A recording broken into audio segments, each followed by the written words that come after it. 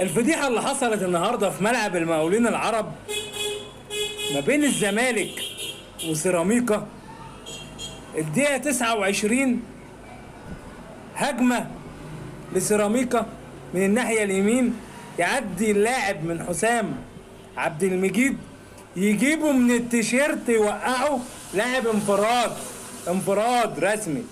حكم الفار يجيب الحكم يقول له طرد لحسام عبد المجيد، منع هجمة خطرة. حكم يقرر نديله انذار بس، والزمالك يكمل الماتش ويجيب الجون في الدقيقة 80 بعد ما كان هيلعب ناقص. من الدقيقة 30 كان هيلعب ناقص.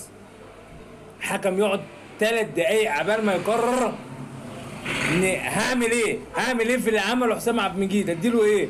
ما فيهاش الا هو هياخد انذار بس. بالله عليكم يا جماعة في كده؟